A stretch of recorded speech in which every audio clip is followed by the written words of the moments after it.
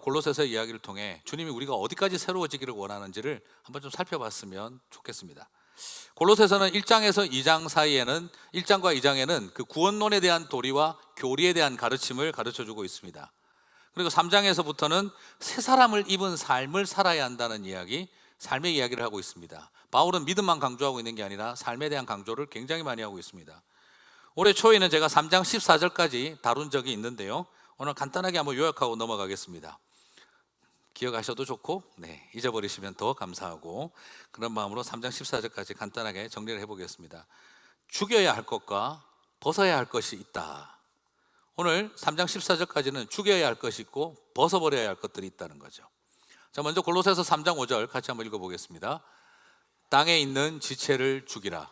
곧 음란과 부정과 사욕과 악한 정욕과 탐심이니.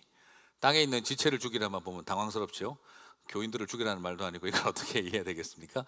여기서 음란과 부정과 사욕과 악한 정욕과 탐심이라 그랬습니다. 정리하면 무엇일까요? 마음에 있는 더러운 것들을 죽이라는 거예요. 사람의 마음 속에 있는 이 음란과 부정과 사욕과 악한 정욕과 탐심과 같은 것들을 죽여야 한다는 거죠. 여러분, 이게 불신자들에게 한 말이 아니라 이미 믿고 있는 골로새 교회 성도들에게 한 말입니다. 우리가 예수님을 믿고 있는데도 여전히 우리 안에 뭐가 있다는 거죠? 음란과 부정과 사욕과 악한 정욕과 탐심과 같은 더러운 것이 마음에 있다는 것이죠. 골로새서 3장 8절과 9절을 또한 봅니다. 같이 한번 읽겠습니다. 너희가 이 모든 것을 벗어버리라. 곧 분함과 노여움과 악의와 비방과 너희 입에 부끄러운 말이라. 너희가 서로 거짓말을 하지 말라. 자, 8절을 또 살펴보게 되면은 3장 5절은 죽이라고 했고 3장 8절은 벗어버리라고 합니다. 무엇을 벗어버립니까? 분함과 노여움과 악의와, 자, 여기까지는 마음속에 있는 독한 것들을 말합니다. 그리고 입술에 있는 더러운 것들을 말합니다. 다음으로 비방과 입에 부끄러운 말이라. 너희가 서로 거짓말을 하지 말라. 여러분, 사람의 마음 속에, 사람의 입술 속에 벗어버려야 할 것들이 있다는 것이죠. 그것은 바로 무엇입니까? 분함과 노여움과 악의와 같은 그런 마음에 있는 독한 마음들, 그리고 9절은 입술에 있는 부끄럽고 더러운 것들을 말합니다. 우리 속에 있는 독한 마음, 우리 속에 있는 불안 마음, 우리 속에 있는 원수된 마음, 그런 것들을 벗어버리라고 말하고 있습니다. 그리스도인들인 골로새 교회를 향해서 사도 바울이 말하고 있습니다. 여러분의 마음 속에는 여전히 더러운 것들이 있습니다. 음란과 부정과 사욕과 정욕과 탐심 같은 더러운 것들이 있습니다. 그리고 여러분의 마음 속에는 원수된 마음, 분한 마음, 독한 마음이 여전히 존재하고 있습니다. 분함과 노여움과 그리고 불의와 같은 그런 마음이 있습니다. 그리고 여러분의 입술에는 동시에 부끄러운 말들이 있습니다. 비방과 그리고 거짓말이라는 거예요. 마음에 있는 더러운 것과 마음에 있는 독한 것과 그리고 입술에 있는 부끄러운 것들을 죽여버리고 벗어버리라 라고 사도 바울이 하나님의 말씀으로 우리에게 도전하고 있는 것이죠. 여기서도 보시면 나오지만 서로 거짓말하지 말라. 사람의 마음에 이 분함, 더러운 것이 있고 사람의 마음 속에 원수된 마음이 있고, 그 원수된 마음이 있으면 필연적으로 이게 뭐로 이어질까요? 서로 거짓말하게 되어 있습니다. 비방과 서로 거짓말이라는 합니다. 이 서로 거짓말하지 말라는 말이 참 인상적이에요. 왜일까요? 일방적으로 한 사람만 거짓말하는 경우가 없다 이 말입니다. 모두가 서로 거짓말한다는 거죠. 서로 나의 진실만 말한다는 거죠. 나에게 유익한 진실만 말한다는 거죠. 그래서 사람의 마음에 분함이 생기고 사람의 마음에 원수된 마음이 생기면 완벽한 거짓말쟁이는 존재하지 않습니다. 서로 거짓말한다는 거예요. 100% 거짓말을 하는 사람은 없고 90%의 진실과 10%의 거짓말을 한다는 거죠. 그래서 100%의 거짓말보다 위험한 것이 10%의 거짓말입니다. 근데 사람은 바로 나에게 있어서의 진실만 말한다는 거죠. 그것을 사도 바울은 말하고 있습니다. 서로 거짓말하지 말라. 우리에게 가장 위험한 것은 내 마음에 있는 더러운 것과 내 마음에 있는 독한 것과 그리고 입술에 있는 부끄러운 것들을 우리는 죽여버리고 벗어야 한다라는 것이죠. 그러나 사도 바울은 죽이고 버리는 것만으로 충분하지 않다라고 말합니다. 그 다음으로 말하는 것은 새 옷을 입고 새 사람을 입으라 라고 말하고 있어요. 10절에서 너희는 그리스도 안에서 새 사람을 입으라 라고 말하고 난 다음에, 새 사람을 입으라고 한 다음에 여러분 그 다음 나온 게 뭘까요? 내가 예수 그리스도로 새 사람을 입으면 우리는 어떤 사람이 될까요? 훌륭한 기독교인, 훌륭한 신앙인, 훌륭한 종교인, 하나님에게 더 헌신된 사람, 우리는 그런 쪽으로 갈 것이라고 기대하는데 11절은 전혀 예상치 못한 방향으로 나아가고 있습니다. 다시 한번 읽어보겠습니다. 거기에는 헬라인이나 유대인이나 할레파나 무할레파나 야만인이나 스구디아인이나 종이나 자유인이 차별이 있을 수 없나니 새 사람을 입으라 라고 10절에서 딱 선포하고 난 다음에 사도 바울은 새 사람을 입으라 라고 하고 난 다음 새 사람을 입은 곳에서는 뭐가 일어난다는 거죠? 차별이 있을 수가 없다라고 이야기해요. 사회적 차별. 헬라인이나 유대인이냐, 할레파냐 무할레파냐, 야만인이냐 스구디아인이냐, 자유인이냐 종이냐, 이런 형태의 차별이 존재할 수가 없다. 새 옷 입은 사람들에게는. 무슨 뜻입니까?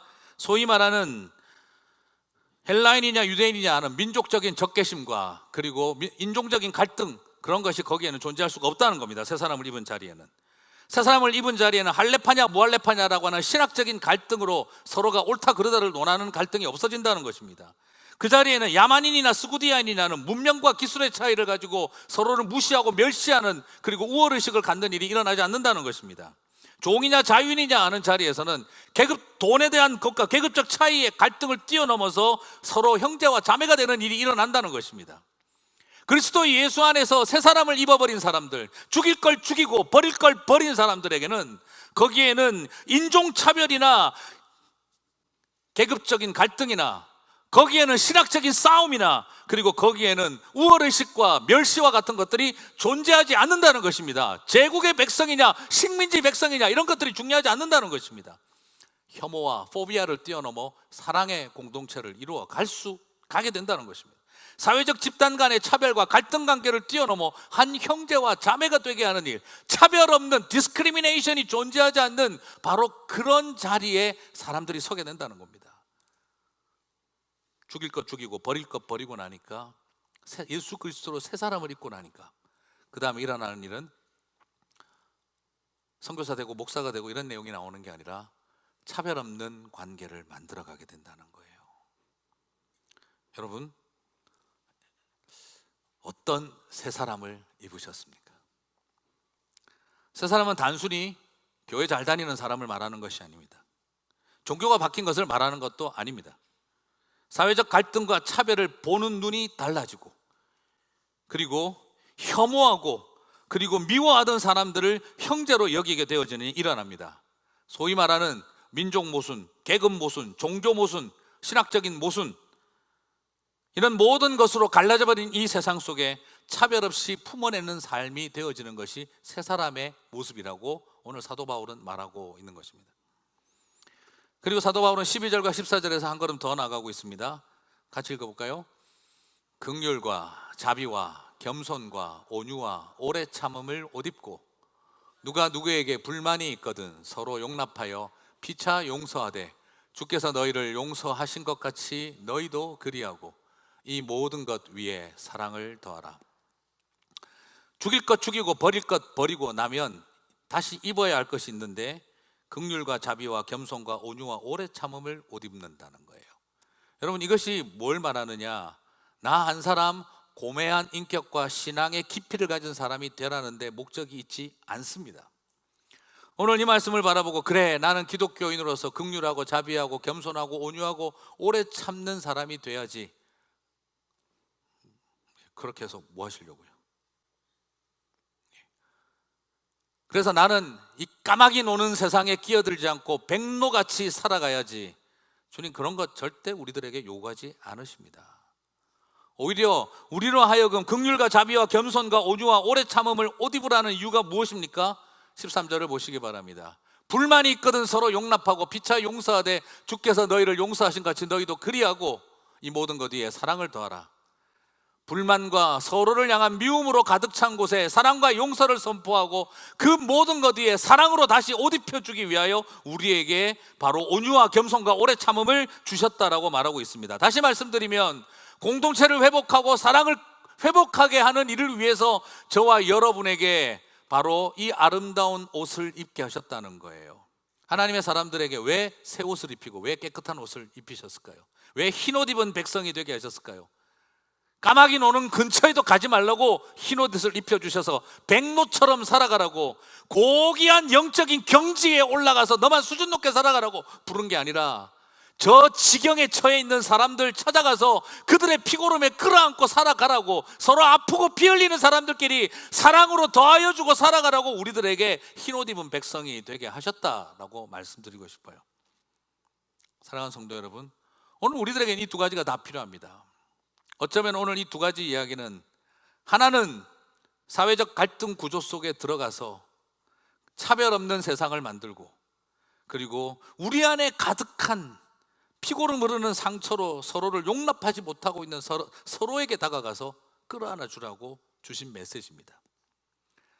사회적 갈등과 집단의 갈등이 넘치는, 혐오와 포비아가 넘치는 곳에 들어가서 형제와 자매가 되게 하는 일을 하라고 저와 여러분을 부르셨고, 같은 그리스도인들끼리 축축한 상처와 불만을 가지고 살아가는 서로에게 다가가서 함께 용서하는 일, 사랑으로 더하는 일을 하라고 우리를 부르셨다는 겁니다. 근데 안타까운 것은, 같은 그리스도인끼리 축축한 상처와 불만은 잘 용서하는데 사회적 집단의 갈등 구조에서 포비와 혐오는 용서하지 못하는 분들이 막 있고, 사회적 갈등과 혐오를 넘어서서 사랑하는 일은 잘하는데 같은 기독교 교인들끼리 축축한 것은 절대 용서 못하는 분들이 있습니다. 좀 진보적인 그리스도인들을 만나면 사회적 혐오를 극복하고 갈등을 끌어안는 일은 정말 잘 하시는데, 같은 기독교인들 안에 축축한 것은 죽어도 못 쳐다보시는 분들이 있습니다. 좀 보수적인 기독교인들을 만나보면 같은 기독교인들끼리 좀 축축한 상처들은 잘 끌어안고 용서하고 이해하고 품고 가는데, 바깥 세상에 사회적 갈등은 끊임없는 혐오로 외치고 살아가시는 분들도 있습니다. 왜 우리는 이 양극단이 존재하고 있는 걸까요? 주님은 저와 여러분을 부르실 때 우리 안에 있는 축축한 상처도 사랑으로 더하는 법을 가르치고 싶어 하시고, 이 세상 속에 가득한, 차별 가득한 세상 속에 유대인이나 헬라인이나 자유인이나 종이나 야만인이나 스구디아인이나 남자나 여자나 따지지 않고 한 형제와 자매로 여기는 법을 배우라고 또한 저와 여러분을 부르셨습니다. 죽여야 할 것 죽이고 벗어야 할 것 벗어버리고 나면 입어야 할 옷 입고 새 사람의 삶이 일어나야 하는 것이죠. 이 모든 것을 행하고 살아갈 수 있을 때 우리는 주일 예배 시간에 얼마나 인조이했느냐가 중요한 것이 아니라 하나님의 백성으로서의 삶을 인조이하고 살아간다고 말할 수 있을 것입니다. 이것도 만만치 않게 힘든 일인데 사도 바울은 우리에게 한 가지 더 도전합니다. 새 사람은 무엇을 하든지 말에나 일에나 다 주 예수의 이름으로 하라고 합니다. 17절 말씀 같이 읽겠습니다. 무엇을 하든지 말에나 일에나 주 예수의 이름으로 하라. 여러분, 새 옷 입은 사람들은요, 새 사람을 입은 사람들은 무엇을 하든지 일에 대한 태도가 바뀐다는 것을 말합니다. 여러분, 그리스도인이 새 사람이 됐다는 건 성령 수술했다는 수준의 이야기하고 다릅니다. 일에 대한, 삶에 대한 태도가 바뀌었다는 것이죠. 사실 근데 제가 이 무엇을 하든지라는 이 표현이 한글 번역이든 영어 번역이든 다 마음에 안 듭니다. 왜냐하면 영어로도 보시면 거의 대부분 번역들이 whatever로 번역이 되어 있어요. 무엇을 하든지. 우리 한글 번역도 무엇을 하든지로 되어 있습니다. 그런데 원어적인 의미는 whatever가 아니라 whoever 내지는 everyone입니다. 무슨 말입니까? 누구든지 혹은 모든 사람은 입니다. 헬라어 원어는 물론 이게 의역을 하면 무엇을 하든지로 번역할 수 있겠습니다만, 그러나 오리지널 단어의 뜻은 모든 사람들은 everyone이나 아니면 whoever, 누구든지입니다. 그냥 그렇게 읽어보셔도 어떨까요? 누구든지 말에나 일에나 주 예수의 이름으로 하라. 새 옷 입은 백성들, 모든 사람들은 누구든지 말에나 일에나 주 예수의 이름으로 하라. 왜 이것이 맞다고 생각하냐면 이 17절 다음에 뭐가 나오죠? 18절부터 22절까지 뭐가 나옵니까? 아내 된 자들아, 남편 된 자들아, 자유인들아, 종들아, 유대인들아, 헬라인들아, 부모들아, 자녀들아 하고 이야기가 나옵니다. 그러므로 무엇을 하든지보다 누구든지가 더 맞다고 생각이 듭니다. 누구든지, 아내면 아내든지, 남편이면 남편이든지, 부모면 부모든지, 자녀면 자녀든지 말에나 일에나 다 주 예수의 이름으로 하라는 거예요. 여러분, 여기서 굉장히 중요한 포인트가 있는데요. 이것은 결국 뭘 말하느냐? 새 사람을 입으면 훌륭한 기독교인이 되라는 말이 아닙니다. 훌륭한 종교인이 되라고 가르치고 있는 게 아닙니다. 새 사람을 입은 사람들은 말에나 이래나 누구든지, 결국 무슨 말이냐? 새 사람을 입었다라고 한다면 우리 모든 그리스도인들은 훌륭한 직분자, 목사, 선교사 이런 것을 되라고 하는 말이 아니라 새 사람을 입은 남편이 되고, 새 사람을 입은 아내가 되고, 새 사람을 입은 부모가 되고, 새 사람을 입은 자녀가 되고, 새 사람을 입은 인플로이어가 되고, 새 사람을 입은 인플로이가 되라는 것입니다. 다시 말씀드리면 오늘 이 이야기 속에는 우리로 하여금 이 신앙은 우리를 남다른 종교인으로 만드는 게 아니라 구별된 생활인이 되게 하는 일에 우리에게 새 사람을 입힌 목적이 있다는 것을 발견하게 되는 것이죠. 새로운 기독교인이 되는 데 관심을 갖지 마시고 새로워진 생활인이 되는 일을 우리들에게 도전하고 있다는 것을 발견하게 됩니다.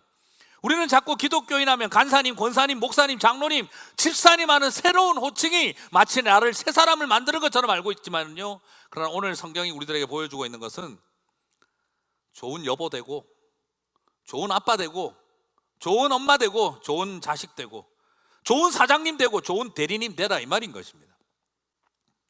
오늘 우리에게 주고 있는 도전은 가장 바로 심플하게 이것입니다. 그러므로 무엇을 하든지가 아니라 누구든지 말에나 이래나 주 예수의 이름으로 하라는 거예요. 말을 하든 행동을 하든 주 예수의 이름으로 행동하라는 것입니다. 사랑하는 성도 여러분, 오늘 이것이 저와 여러분에게 주는 도전은 훨씬 더 깊은 줄 믿습니다. 무슨 일이 중요한 게 아니라 나라고 하는 존재가 바뀌어야 한다는 것입니다. 그게 새 사람입니다. 더 감사한 것은, 감사한지 더 힘든 것인지 모르겠지만 23절입니다. 무슨 일을 하든지 마음을 다하여 죽게 하듯 하고 사람에게 하듯 하지 말라. 새 사람을 입으면 어떻게 되나요? 여기서도 무슨 일을 하든지라고 되어 있는데요, 이거는 번역이 둘 다가 돼요. 무슨 일을 하든지라고 해도 되고 누구든지라고 해도 돼요. 둘 다가 돼요. 근데 저는 생각에 이것도 누구든지가 더 좋은 것 같아요. 누구든지 마음을 다하여 죽게 하듯 하고 사람에게 하듯 하지 말라. 일보다 더 중요한 것은 기독교인이라면 누구든지, 혹은 상대적으로 본다면 상대가 누구든지 간에 마음을 다하여 죽게 하듯 하고 사람에게 하듯 하지 마라. 자, 여기서 중요한 포인트가 있습니다. 주 예수의 이름으로 말하고 행동하라 라고 이야기를 했는데, 이제는 한마디 더 하고 있습니다. 주 예수의 이름으로 말하고 행동하는 것을 뛰어넘어서 타인들을 주님 보듯이 해라는 거예요. 내가 주 예수의 이름으로 말하고 행하는 것을 뛰어넘어 다른 사람들을 바라볼 때 예수님 보듯이 하라는 거예요. 여러분, 우리가 작게 하나 알고 있는 것이, 예수 믿으면 나를 존귀하게 여겨주신다, 셀프 에스팀이 높아진다, 나의 존귀함을 발견하고 자존감이 높아진다, 내가 스페셜하다라고 생각하게 된다. 좋은 거예요. 그러나 거기서 멈추지 않습니다. 신앙의 가르침은 하나 더 뛰어넘습니다. 내가 존귀해지는 것이 신앙이 주는 유익이 아니라 남들을 주님처럼 보게 되는 눈이 생기게 되는 거예요. 다른 사람들이 달라집니다. 예수 믿고 나면 내가 달라지는 게 아니라 타인들이 달라집니다. 내 눈에 콩깍지가 씌이는 겁니다. 다른 사람들이 예수님처럼 보이게 됩니다. 신앙을 가지게 되면 가장 놀라운 것은 우리 인생에 보이지 않는 주인을 갖게 되는 거고요, 그리고 내 인생에 내 눈앞에 보이던 그 평범하고 아무것도 아닌 것처럼 여겨졌던 사람들이 다 예수님 같이 보이기 시작한다는 거예요. 그냥 내 눈에 볼 때는 종놈인데 어느 순간부터 예수님 같이 보인다는 거예요. 내 눈에 보기에는 그냥 내 윗사람인 상전인데 이젠 그가 단지 상전이 아니라 예수님 보이듯이 보인다, 이 말이에요. 그냥 늘 바라볼 때마다 사철 발벗은 못난 아내처럼 보였는데 그냥 나에게 예수님 같이 보인다, 이거예요. 늘 양말도 하나 제대로 벗어서 집어넣지 못하는 정말 철딱서니 같은 아들처럼 보인 남편이었는데 어느 순간부터 예수님 같이 보인다는 거예요. 오늘 여기에서 우리에게 보여주고 있는 이 메시지의 의도는 무엇입니까? 다른 사람 보기를 예수님 보듯이 하라. 죽게 하듯 예배하듯 사람에게 대하라. 예배를 드리듯 아랫사람을 대하라. 주님께 예배하듯 윗사람을 대하라. 주님께 예배하듯 남편을 대하고 주님께 예배하듯 자녀를 대하고, 오늘 우리들에게 그 도전을 하고 있는 겁니다. 오늘 우리가 불렀던 찬양처럼 나는 주님을 예배하는 예배자입니다. 내가 서 있는 곳 그곳에서 주님을 예배하듯 사람들을 섬긴다는 것입니다. 사랑하는 성도 여러분, 예배와 가정생활이 통합된다는 겁니다. 예배와 직장생활이 통합되고 예배와 부부생활이 같아진다는 것입니다. 그게 바로 사람에게 하듯 하지 말고 주께 하듯 하라의 메시지가 담고 있는 의미입니다. 일상이 예배가 되고 일상의 사람들을 예수님처럼 대하게 된다는 것입니다. 예배하듯이 일한다는 것입니다. 내가 새로워지기 때문에 남들이 새롭게 되는 일이 일어난다는 것이죠. 이게 바로 우리의 삶 속에 새롭게 됨이 일어난다는 의미를 말하는 것입니다. 당연히 그 사람이 달라지지 않았습니다. 아랫사람이 바뀌어진 것도 없습니다. 사장님이 변한 것도 하나도 없습니다. 하지만 그 인간도 달라진 게 없습니다. 그러나 내가 그들을 예수님 보듯 하겠다는 것입니다. 그것이 바로 새로움을 인조이하는 삶이라고 말씀드리고 싶습니다. 신앙은 그저 나를 교회 다니는 기독교인 만드는 것이 아니라 달라질 것 없는 일상의 관계들을 전혀 다르게 예배하듯이 주님 보듯이 보게 만드는 힘을 갖고 있는 것입니다. 그러므로 부탁드리고 싶습니다. 교회라고 하는 공간, 예배라고 하는 시간, 교인들이라고 하는 관계에만 갇혀 있지 마시고 집과 일터라고 하는 하나도 달라질 것 없는 시간과 공간 속에서 주님과 동행하고 예배하는 삶이 되시는 저와 여러분이 되시기를 바랍니다. 그럴 때 우리는 하나님 나라의 백성으로서의 넓이와 깊이와 부요함을 인조이하는 삶을 살아간다라고 말할 수 있는 것입니다. 새 사람이 되면 내 인생에 신이 달라지고 내가 달라지고 타인까지 달라집니다. 이 세 가지가 다 달라지는 새로워짐이 있을 때 우리는 인조이한다라고 말할 수 있을 거라고 생각을 해봅니다. 저는 오랫동안 어떻게 하면 이 교회가 새로워질 수 있을까, 교회가 새로워질 수 있을까를 많이 고민했습니다. 근데 어느 날 성령께서 제 마음속에 저희 교회 사역을 시작하며 미셔널 철치를 시작하게 된 배경은 마음에 굉장히 큰 도전이 있었어요. 교회도 새롭게 해야 되겠지만 나는 성도들의 일터와 가정을 새롭게 하는 일이 더 중요하다. 주님 저에게 주셨던 말씀이에요. 왜 미셔널 철치를 해야 하느냐? 그것은 선교사 많이 보내는 교회가 되는 것이 목적이 아니라, 미셔너리 철치가 되는 것이 중요한 게 아니라 성도들의 삶이 교회가 얼마나 바뀌느냐보다도 더 중요한 것은, 교회가 얼마나 더 새롭게 되느냐보다 중요한 것은 성도들의 삶에 향해 나아가는, 일터를 향해 나아가는 우리 성도들의 삶이 새로워지는 것을 주님이 더 궁금해 하신다는 거예요. 선한 청지기 교회가 좋은 교회가 되는 일도 중요하지만 교인들이 교회로서 새롭게 되어지는 일이 중요하다. 우리 주님 저에게 주신 마음은 그거였습니다. 가정과 일터에서 사람들을 대하는 것이 예배하듯 예배자들이 되는 것이 나에게는 더 중요하다. 이 교회에서 얼마나 아름다운 예배가 드려지느냐도 중요하지만 성도들의 일상과 삶의 자리에서 사람들을 대할 때 주님께 예배하듯 예배하는 일이 일어나는 것이 더욱 중요하다 하는 도전을 주님께서 제 마음에 주셨어요. 저와 여러분에게 그런 아름다운 기독교인의 삶이 있었으면 좋겠습니다. 교회 와서 1시간 반 얼마나 인조이했느냐가 중요하지 않습니다. 말씀을 뵙겠습니다. 오늘 2개의 사진을 좀 보여드리겠습니다. 첫 번째 사진 하나 보실까요? 등대 사진입니다. 그림이 아니고 사진입니다. 이 등대에는 더 이상 이제 먼 바다를 향해 빛을 비추지 않습니다. 그냥 관광용으로 세워져 있고 1년에 한 번 정도 이벤트로 빛을 비춥니다. 바다를 향해 빛은 비추지 않으나 자기에게 오라고 빛을 비추고 있는 등대입니다. 다음 영상을 한번 보겠습니다.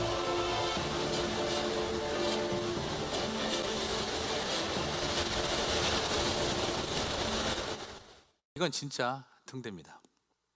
고생은 죽을 것처럼 고생하고 있지만 때로는 집채 같은 파도가 등대 꼭대기까지 덮치기도 하지만, 그러나 그 험한 바다에서 지나가는 생명의 불빛이 되고 있는 등대입니다. 여러분, 이 등대를 바라볼 때 저는 어떤 생각을 할 수 있을까요? 죽을 고생을 하고 있구나, 그렇게 생각할 수도 있겠지만 정말 얼마나 인조이하고 있는지 모르겠다 싶기도 합니다. 오늘 우리는 어떤 교회로, 어떤 성도로 살아가고 있을까요? 관광 자리에서 그냥 나한테 와서 구경하고 가라고 하는, 자기에게 오라고 하는 등대가 되고 말 것인가? 아니면 저 험한 바다 한가운데서 생명을 살리는 등대의 길을 갈 것인가? 하지만 저는 선교적 교회 그리고 선교적 존재로서 우리의 일상의 신학을 발견하고 일상 속에서 생활 신앙으로서 그리고 삶이 예배로서 살아가는 그 일을 너무 무겁고 그렇게 여기고 싶지 않아요. 아까 저 영상을 볼 때는 와, 저런 집체 가든 파도 24시간 365일 저러고 있겠습니까? 고요하고 따뜻하고 그리고 잔잔한 바다, 멋진 갈치들이 쫙 날아가는 모습을 보면서 떠오르는 태양과 지는 석양을 얼마나 멋지게도 보겠습니까? 사명의 길을 간다고만 생각하지 마셨으면 좋겠습니다. 즐거웠으면 좋겠습니다.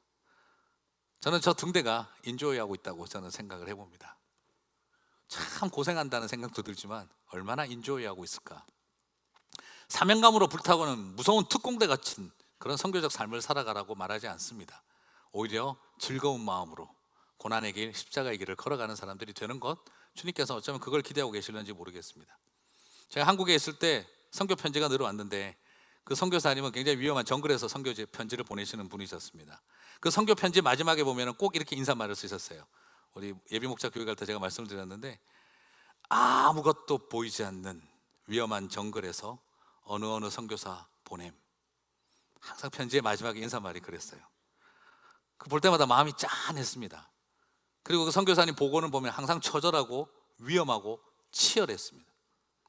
그런데 어느 날부터 선교사님 편지가 내용이 바뀌기 시작했습니다. 부드러워지고 따뜻해지기 시작을 했습니다. 그리고 나서 인사말이 바뀌더라고요. 아름다운 숲속 마을에서 선교사 누구누구 보냄. 그전에는 선교 편지에 정글의 위험과 사람들의 적대감과 복음에 대한 거부감과 자신을 향한 위협을 그 속에서 금식하고 눈물을 흘리면서 기도하고 있다는 내용이 항상 그 선교 편지에 많았습니다.